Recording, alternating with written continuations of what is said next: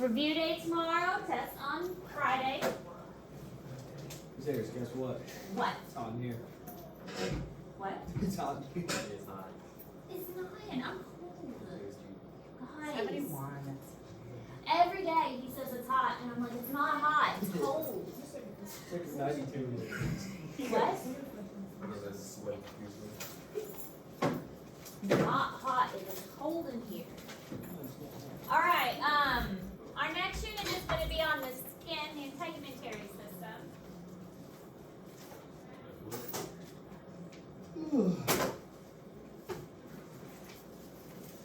And after that, we'll move to the skeletal system.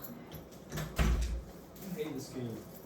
Skin is so important. What do you mean hate the skin? It's stupid and lame. It's not. It's the largest organ in your body.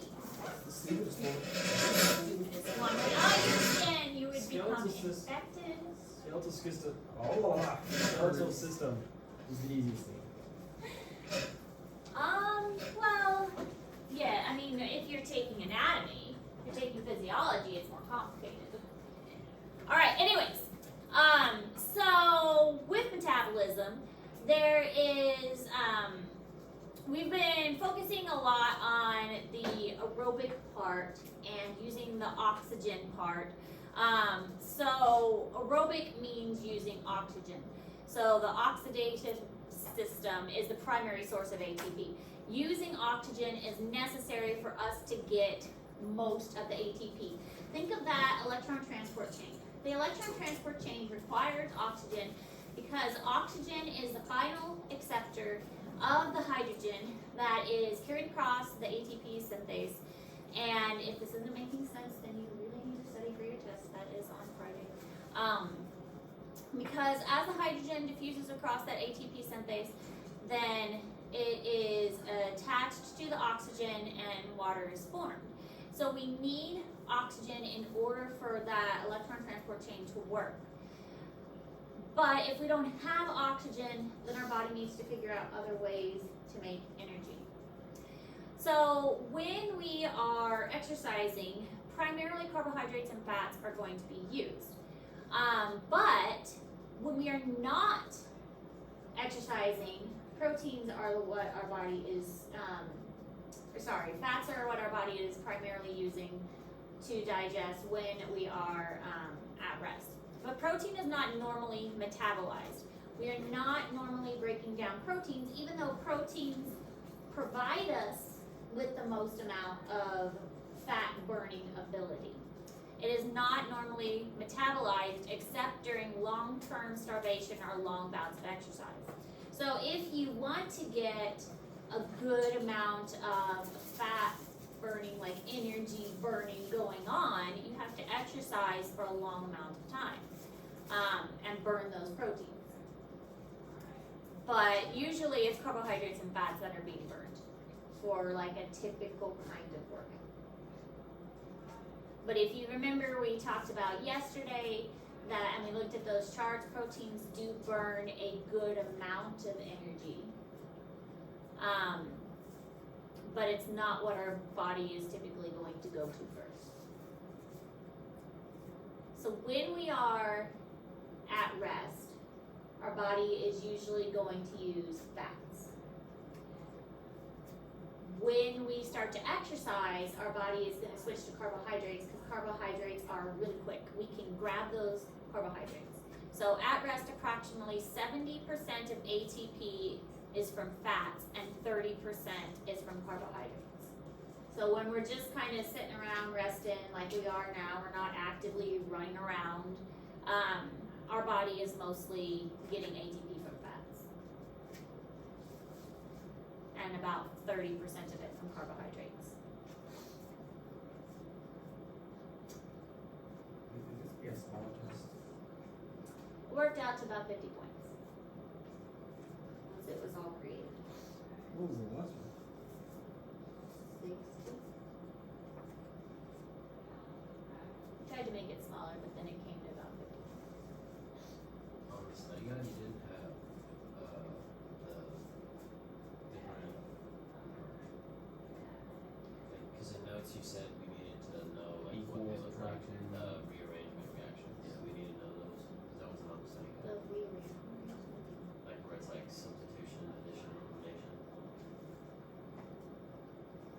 so you should still be familiar with like the differences.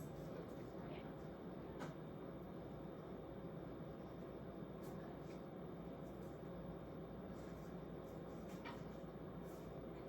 Be familiar enough with them that you would be able to, like, if they were in a multiple choice, be able to like eliminate them or understand them enough that you'd be able to pick them up. Does that make sense to you?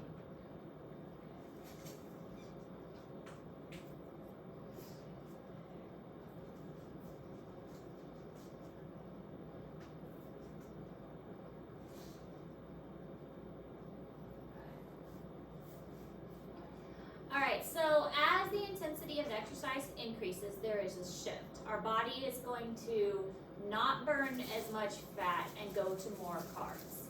Okay, so this is how much energy we're using. When we are just kind of resting, our body is mostly going to use fats. As we exercise more, we're going to switch to carbs. Okay, and we're going to use more carbs because, again, carbs are quick. Carbs provide a lot of energy. Carbs we can break down more efficiently. We can take a carbohydrate and we can break that down fully and get a lot of ATP from that. So that's why our body is going to switch from fats to carbohydrates. Now, by the time we have been exercising for a very long amount of time, that's when we get to anaerobic activity, which we'll talk about in a moment. But high intensity aerobic meaning oxygen, high intensity aerobic exercise, almost 100% of that energy is derived from carbohydrates if there is enough of that carbohydrate supply. And again, we talked about this yesterday. If you know that you're going to be exercising a lot, then eating carbs the night before is important. You're going to have a lot more energy that way.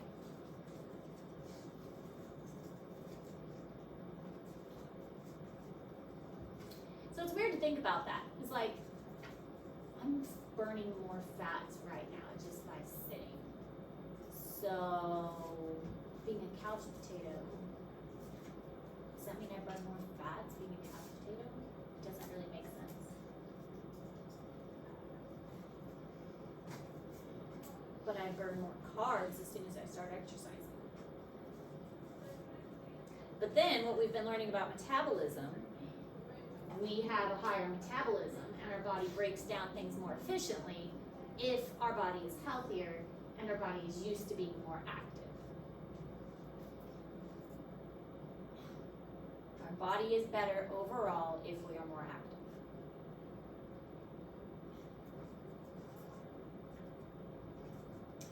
So then we have something called anaerobic respiration.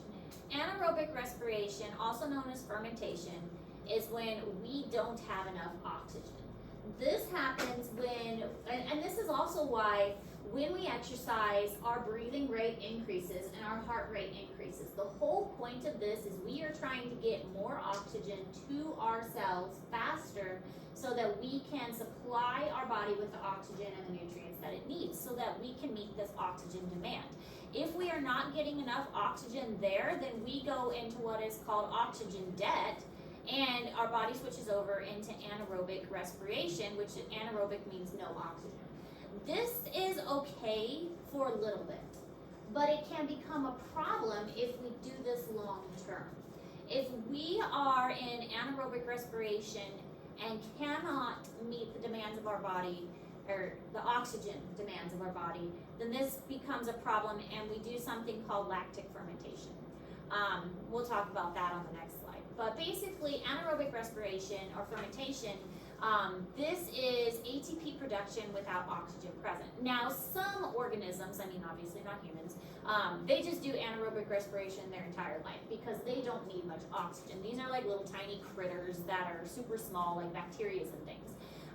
They just need a few ATP because they're really small. We obviously can't do that because we need a lot of ATP. So fermentation begins with glycolysis in the cytoplasm because if you think about it, glycolysis does not need oxygen in order to function. Glycolysis makes how many ATP? 2, but actually... 4. It makes 4, but it makes 4, but it's 4 net 4 but 2. net 4, but only 2 count because we have to use 2 to start the process. So glycolysis makes 4 ATP, but only 2 of those count because we had to spend 2. It was like, I said it was like, you give me $2, but I'm gonna make you $4. So you had to invest $2 into it. Glycolysis makes 4 ATP, but only 2 of those actually count. So you have a net yield of 2 ATP.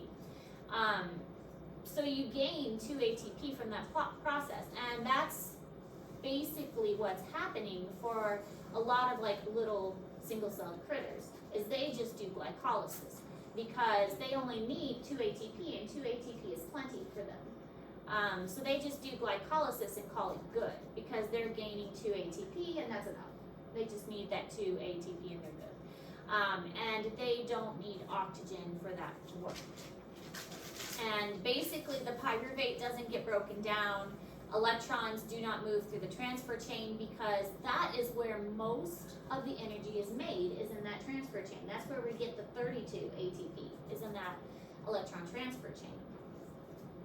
So we can't do the electron transfer chain without oxygen though. So we can't move on to that part unless oxygen is present. So the whole process comes to a halt if we don't have oxygen. We get stuck. And if we get stuck, then that causes carbon dioxide to build up in our body. Carbon dioxide combined with water actually creates carbonic acid. So now our body is getting acidic. And now we have got a homeostatic imbalance, and we've got a lack of oxygen, and we don't have enough ATP. So we're kind of creating like this perfect storm in our body that we are pushing ourselves beyond what we can do. So in humans, we create something called lactic fermentation, which is the type of anaerobic respiration that we go through. There are other types of organisms that do other kinds of fermentation. I'm sure you've heard of alcoholic fermentation, which is what creates alcohol. That is what yeast do. Yeast is a type of fungus. And that is what creates the alcohol that we drink pretty much. But we do something called lactic fermentation, and that is when anaerobic sugars break down the sugars in our body to the point that we can't use the oxygen anymore, so we make this lactic acid. The lactic acid is going to build up in our muscles, and it causes basically muscle weakness. The muscle weakness is like when your muscles get tired after a workout and you can't push your muscles anymore. Your muscles are tired and you just can't lift your muscle. This is fatigue. If you've ever like seen the Olympics and you've seen an athlete get to the finish line and they just like collapse, and you're like, but they're right there, how can they just not make it to the finish line, but their body just gives out?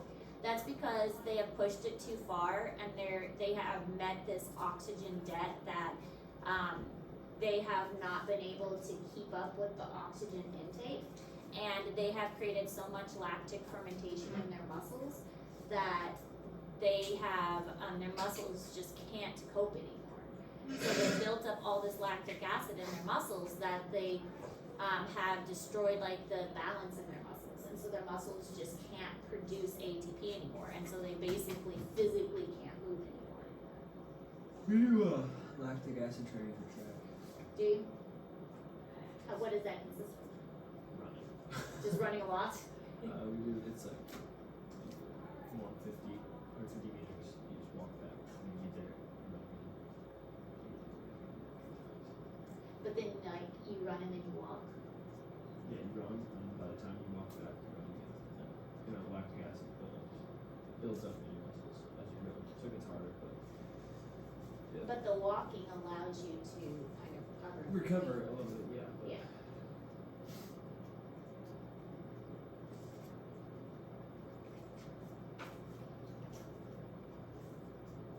So imagine just like the running without the walking. Yeah. It's like just running an actual race. Like a 400 or something.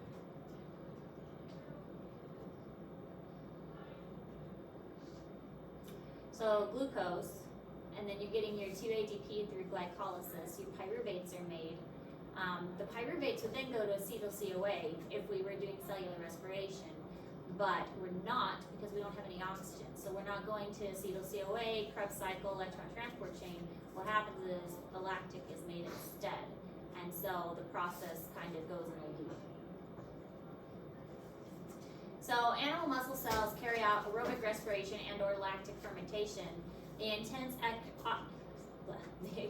exercise depletes the oxygen faster than it can be replenished, and this does build up an oxygen debt. It's kind of like a money debt. You go into debt, and then it's harder and harder and harder and harder to dig yourself out. Eventually, the only way you can dig yourself out is to just basically lay there and breathe, and let the oxygen come in, and let the oxygen replenish, and fill in those gaps, and just let the oxygen come in and replace and build up that ATP again. Yeah, when we're done, just lay on the ground, try to catch your breath. That's basically all you can do. You need to get that oxygen back in your bank and replenish the oxygen that you lost. That's basically all you can do. Try not to throw up. Yeah, basically. Yeah. So whenever you do that training, I'm sure you're so excited to do it. Literally the whole day, and I was like,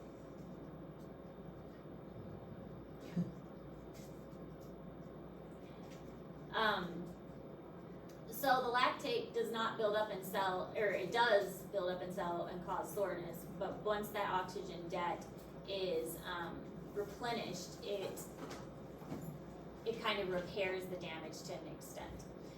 Some hibernating animals use lactic fermentation in their low oxygen conditions. So if an animal is hibernating, a truly hibernating animal will lower their heart rate, lower their breathing, and also lower their body temperature. So all of those conditions have to be met for an animal to truly hibernate.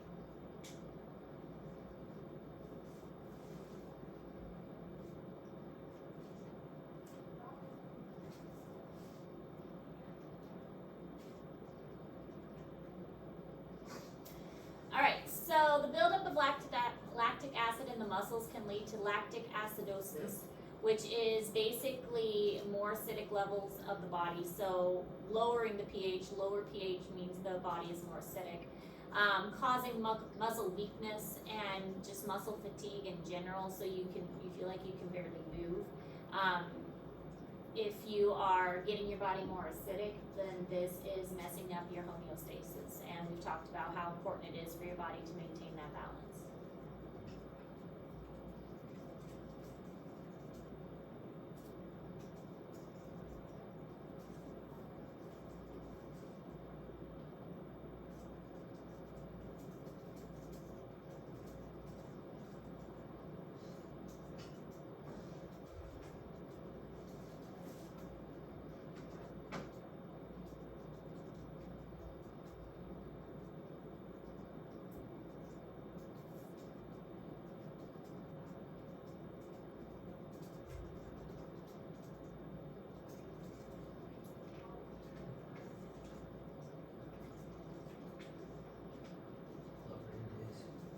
Me too. I love the rain.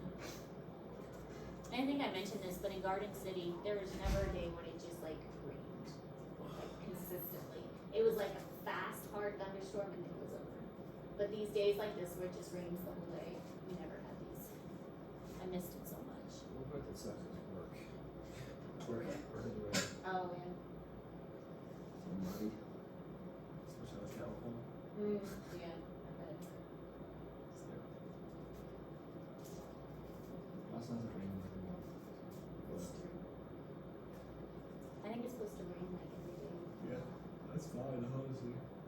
We had a pond empty. There's nothing left. Really? Yeah. That dry? Yeah. Oh my goodness. Yeah, we need this rain. Alright, we'll watch this short video about lactic fermentation. It's large.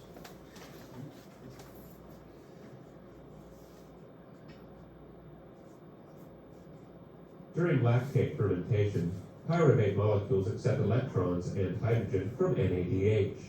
This transfer regenerates NAD plus and converts pyruvate to lactate. The net energy yield is the 2 ATP from glycolysis. Although human muscle cells can ferment glucose in the absence of oxygen, the process results in the buildup of lactate, which can damage muscle tissue and yields fewer ATP than aerobic respiration. In contrast to lactate fermentation, alcoholic fermentation is a two-step process. In the first step, pyruvate is converted to the 2-carbon fragment acetaldehyde with the release of carbon dioxide. In the second step, acetaldehyde accepts electrons and hydrogen from NADH. This transfer regenerates NAD+ and forms ethanol. The net energy yield is the 2 ATP from glycolysis. The natural process of alcoholic fermentation is exploited for the production of alcoholic beverages by creating low oxygen conditions that force cells, such as yeast, to ferment sugar and produce ethanol.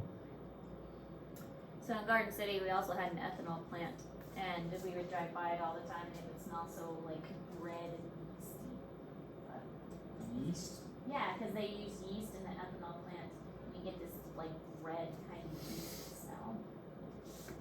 All right, so another interesting thing is with lactic fermentation, animal cells can carry out aerobic respiration or lactic fermentation, and you can actually train your muscle cells to produce different cells depending on the demands of your body.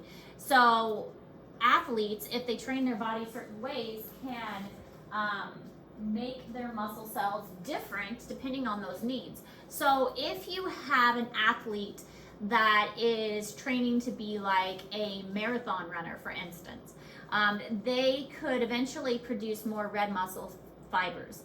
The red muscle fibers will have many mitochondria, and the mitochondria are better at aerobic respiration. And these are going to have sustained, prolonged activity. So they are better at, like, if they're going to be like a cross-country runner or really long marathons.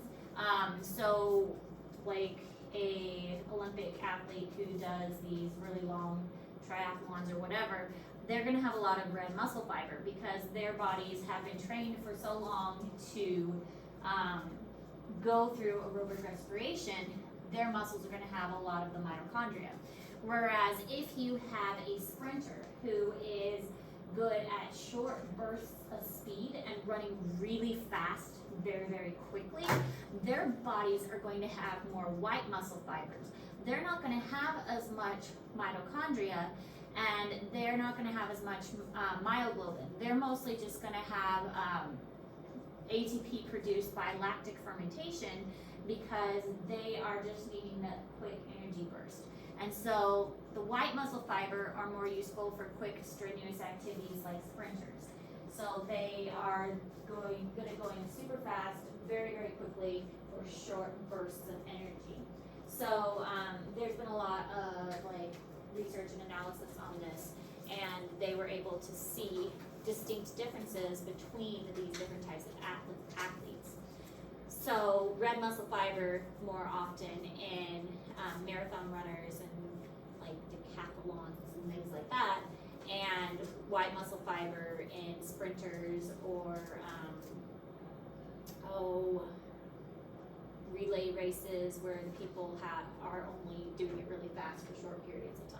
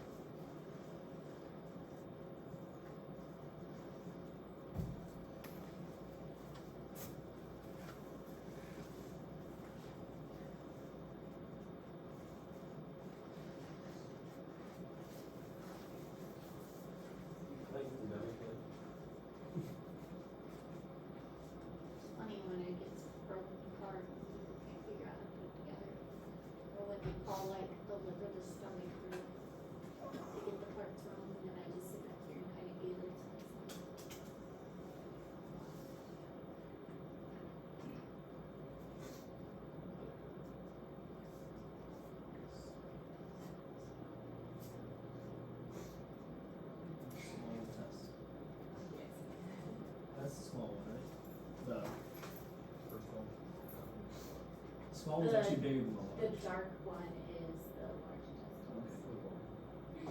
That one's small. That one's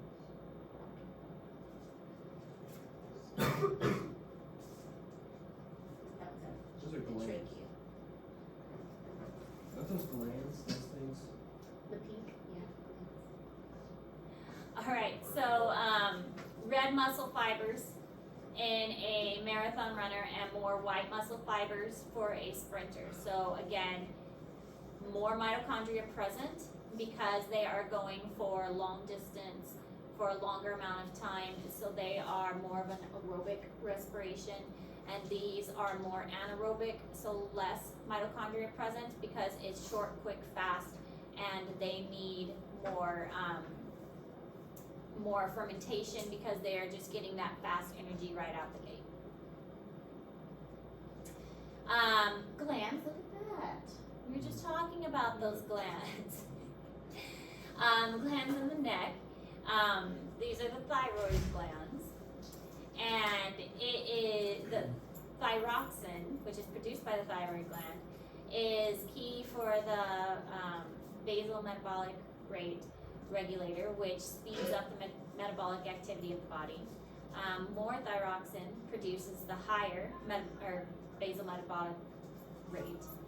If too much thyroxine is produced, then it can actually double. If too little is produced, a condition called myxedemia,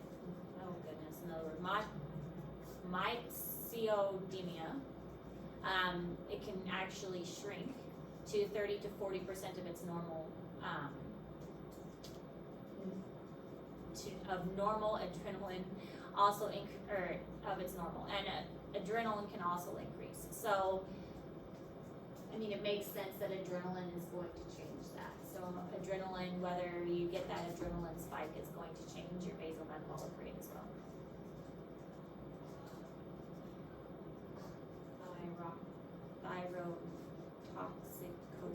Thyrotoxicosis. That one sounds good. Thyrotoxicosis.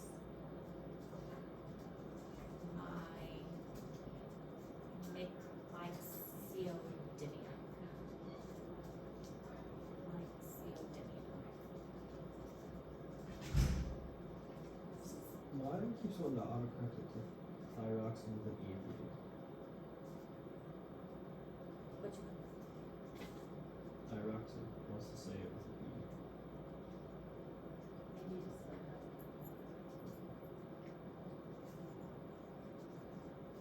Thyroxine. Thyroxine.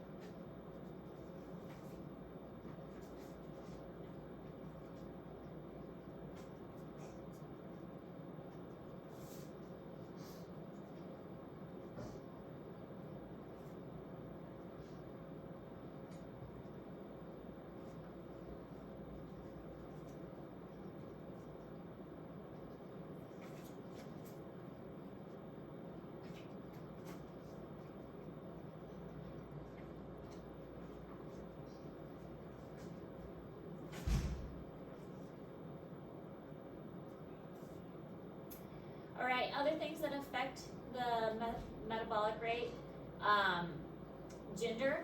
Males have a greater muscle mass and lower body fat generally, so they have a higher basal metabolic rate. Genes and genetics. People are born with different metabolic rates, some faster, some slower. Unfortunately, genetics can't be changed, so that is one factor that can't change. You can't change your genetic metabolic rate.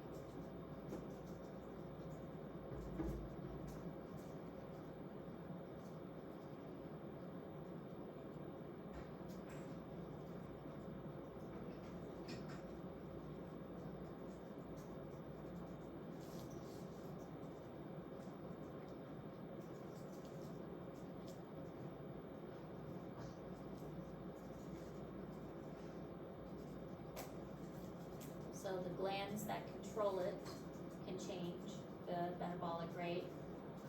Male or female can affect it, genes can affect it, genetic components.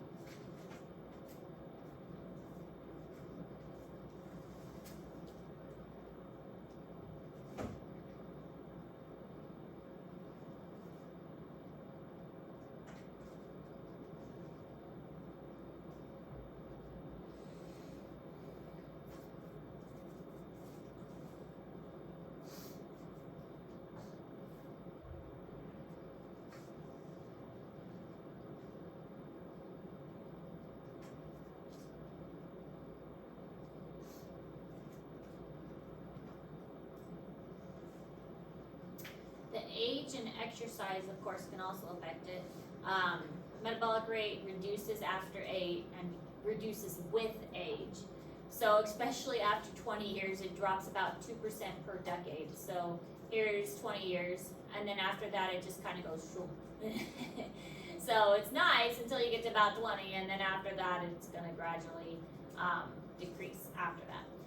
Exercise, of course, is one way to raise your metabolic rate. The more you exercise, the better condition your overall body is going to be. So really, getting good sleep. So you burn more calories even when sleeping if you are exercising. Exercise is really the best way to change your metabolism. Better shape you're in, better metabolism you're gonna have, healthier you're gonna be.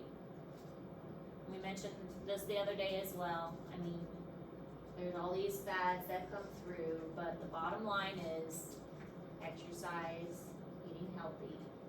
That's what's gonna get you in the best shape. That's what's gonna help you stay the healthiest.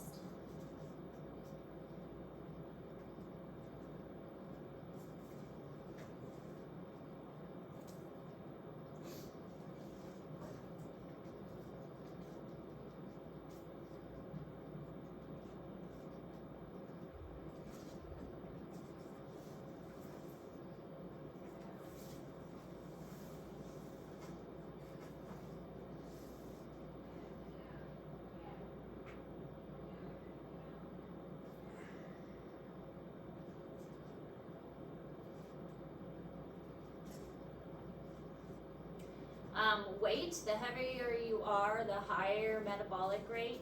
That is true. I mean,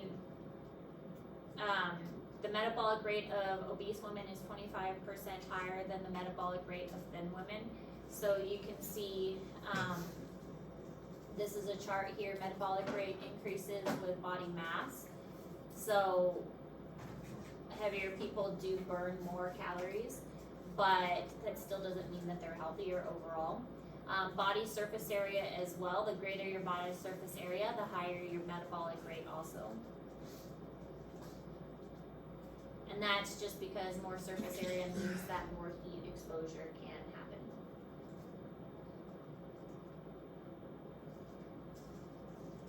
So there's a lot of factors that come into play with metabolic rate.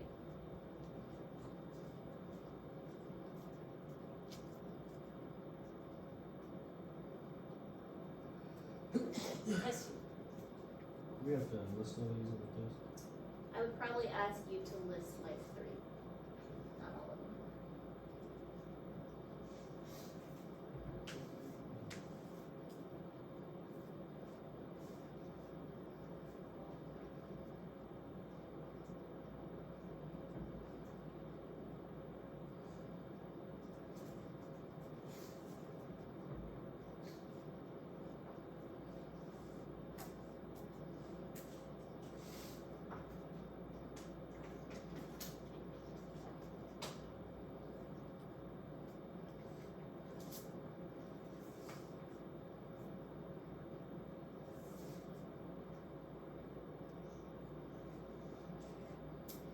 Diet, stress, and pregnancy also affect things. So the diet, whether you are, how much you are eating, what you are eating, whether it's nutritious, whether it's good for you.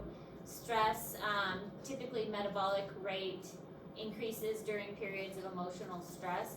And also pregnancy, metabolic rate is going to increase during pregnancy. So this shows weeks of gestation. Baby needs more food as it gets older and bigger, so your metabolism is going to increase. Which is why pregnant people get hungry.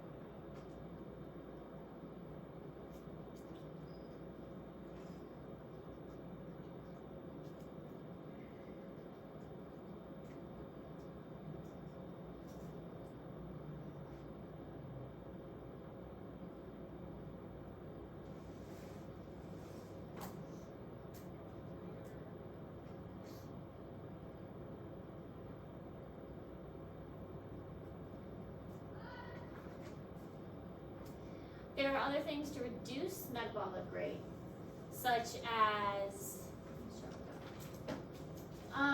actually we'll stop here. We've only got a few things left, and we can finish these few things tomorrow. Since the bell's gonna ring soon. So we'll stop here, things that reduce metabolic rate, and we'll finish these up tomorrow. There's just a couple slides left. So we'll do things that reduce metabolic rate tomorrow. So, but don't forget